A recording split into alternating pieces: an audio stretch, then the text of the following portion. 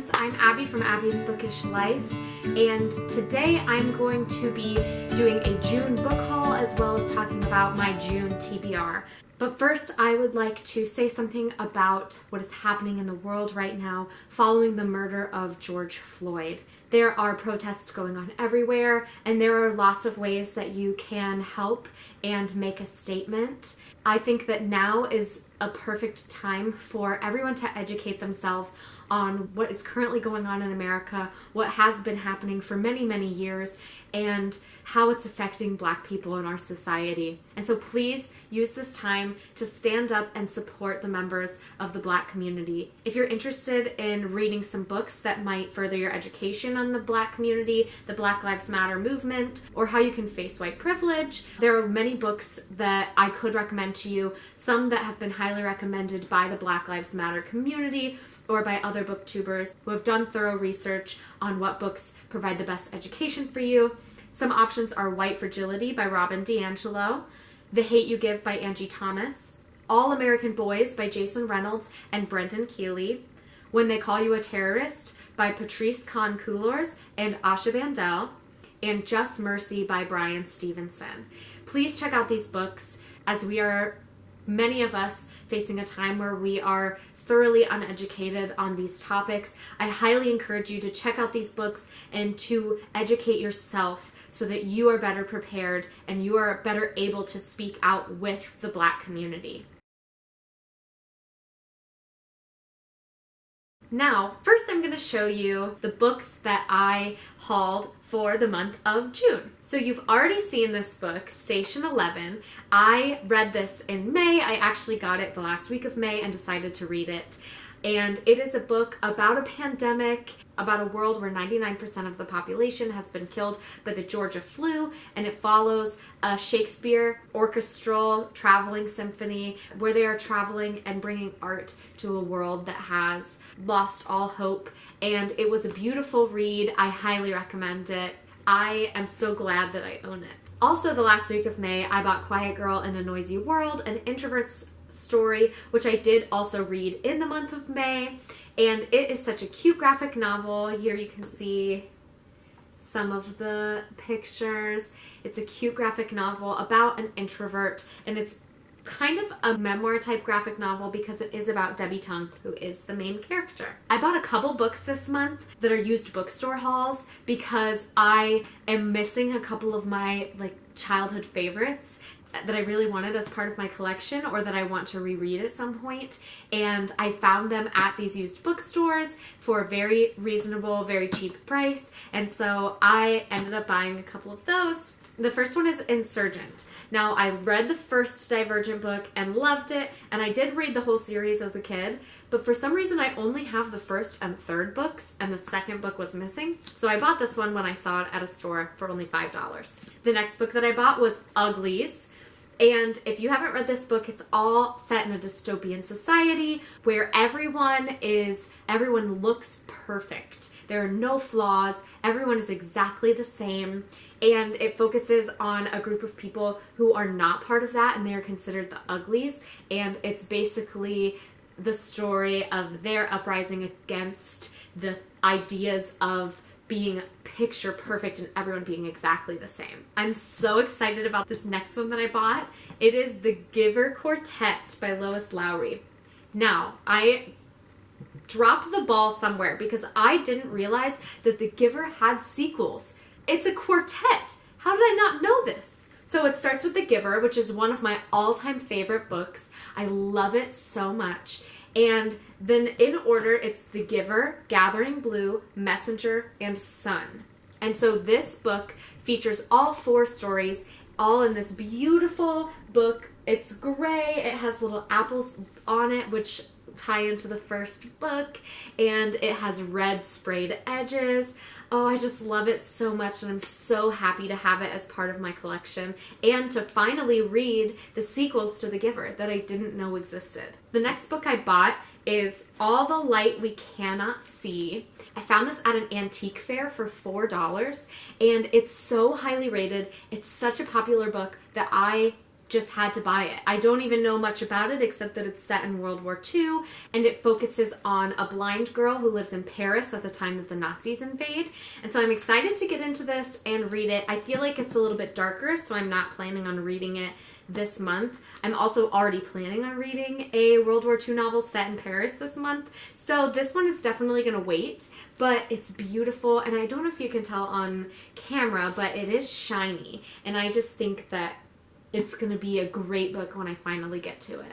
Next up, I bought The Ballad of Songbirds and Snakes, and I'm sure you saw this coming. Many booktubers have bought this book since it just came out, and this is the fourth Hunger Games book, or the fourth book in the Hunger Games series, but it's actually a prequel to the Hunger Games, and it's from the point of view of President Snow.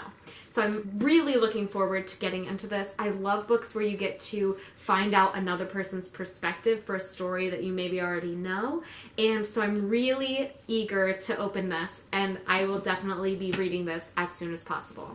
The next book that I bought for the month of June is Birthday Girl by Penelope Douglas. Now this book has been talked about by many booktubers already, but it is a taboo romance between a 19-year-old girl and her boyfriend's dad. So I'm very eager to get into this and have a nice romance story to read through the month of June. The next book that I'm hauling is a book that I got from Amazon First Reads, and it is Opium and Absinthe by Lydia Kang. I'm very excited to read this. It's an unreliable narrator story that seems like it's going to tie in vampires maybe. There's a little bit of murder going on. It's like a murder mystery vampire addiction story, and it just has a beautiful cover. I downloaded it on ebook, and I cannot wait to get into it. And the last book that I'm hauling for the month of June is my first book of the month book, gifted to me by my wonderful husband Brent for our first anniversary. It was our paper anniversary, so he gave me a year's subscription to Book of the Month, and I cannot wait to get my first book. And the book that I chose was Home Before Dark by Riley Sager, and it is a thriller slash suspense slash mystery novel, and it is kind of a Haunting of Hill House vibe, where it's about a woman whose father wrote a story about their childhood home and about all these crazy things that happened in the home. And now that she's an adult, her father has passed away and she has inherited the house, and so she's going back and a whole bunch of creepy stuff starts happening. And the book switches between her present day point of view and her father's actual story that he wrote. And so I think that it's going to be so good. Riley Sager is a very popular author for thrillers, so I cannot wait to get my first book of the month book. Next, I will tell you a little bit about what I'm planning on reading in June. Now, I don't set any set TBRs because I like to have freedom to say, I'm not really feeling that, I'm going to try something else. But I'll tell you what I'm planning on reading. It may not be the same as what I actually read. Obviously, the first thing that I want to try to get through this month is Ballad of Songbirds and Snakes. I can't wait to read it, and it's a new release, so I'm very eager to get into it. I'm also planning on reading Home Before Dark by Riley Sager, since that is going to be my first book of the month book, and I'm hoping to read all of my book of the month books in the month that I get them. I'm trying to complete some Wizarding World Tour stops for my reading challenge of 2020, and so one of those is to read a book by a Russian author, and so this month I am hoping to read Anna Karenina by Leo Tolstoy. Another book I'd like to read this month is The Dreamers. Now, this is another pandemic type story, so it may not be your thing if you are not really into reading about pandemics right now, which is totally understandable. I'm just maybe a little crazy. The Dreamers is about a sickness that is traveling through this town called San Laura, and the way the sickness presents itself is the person who gets sick falls asleep and doesn't wake up. They don't die, they just stay asleep. It throws the whole town into a whirlwind because they're not sure how it's spreading. People just keep falling asleep left and right, and it becomes a full pandemic. So I'm really hoping to read that book this month as well. Another book I'm planning on reading this month is The Priory of the Orange Tree, which is Olivia Rizzolatte's favorite book, and she's doing a read-along this month where you read a certain amount or a certain part each week, and so I'm hoping to follow along and stay caught up with that so that I can get through it sometime this month. And it does feature a sapphic romance, so if you're looking for something to read for Pride Month, then this would be a good choice. Some other physical books that I'm hoping to get to this month are The 7.5 Deaths of Evelyn Hardcastle, The Immortalists, and The Nightingale, which I've talked about all of these before on my channel, and I'm hoping to finally get to them this month since I've been reading a lot of ebooks and library books that have been piling up, and of course those have a time limit to them. I've been trying to get through those so that I can finally focus on my physical books that I want to read.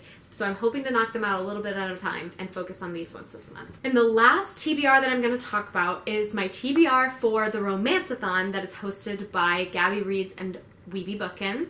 And this takes place on June 22nd through the 28th. There are 5 prompts for the Romanceathon. These include a book published in 2020, a book with an illustrated cover, a book with your favorite romance trope, a new to you romance author, and a romance book with 5 words in the title. So my TBR for this, for the book published in 2020, Undercover Bromance. I read the Bromance Book Club last month, so I'm really hoping to read the sequel, and I'm hoping I love it as much as I loved the first one. A book with an illustrated cover, I'm planning to read The Wedding Date by Jasmine Guillory.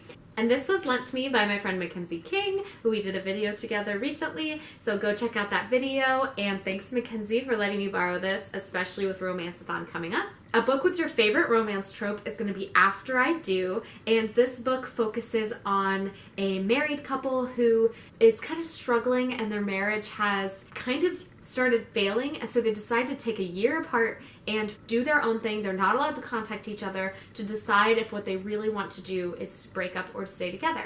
And so this second chance romance trope is one of my favorite romance tropes in romance novels, so I'm hoping that I will love it. For the new to you romance author, I'm going to read Birthday Girl by Penelope Douglas. This is a romance. It's one that I hauled this month, so I'm excited to read this for the Romanceathon. And finally, a book with 5 words in the title. I'm going to read Anna and the French Kiss, which is a young adult novel who focuses on this girl, Anna, and she's in Paris, and it's supposed to be this cute, gooey romance and have such a cute main character, and so I'm excited to read it. It's a young adult novel that I just never read when I was a young adult, and so I'm excited to read it now, and hopefully it'll be a quick read for me since I do have some other pretty big books on my Romanceathon TBR. That is all for me today, guys. As I said, please use this time, maybe while you're stuck at home for the pandemic or just in your free time, to educate yourself on the Black Lives Matter movement and on white privilege. Check out the comments down below to find some different places where you can donate and make a difference in that way to support the Black community in America right now. Thank you guys for watching this video, and stay safe and stay healthy. Bye, friends.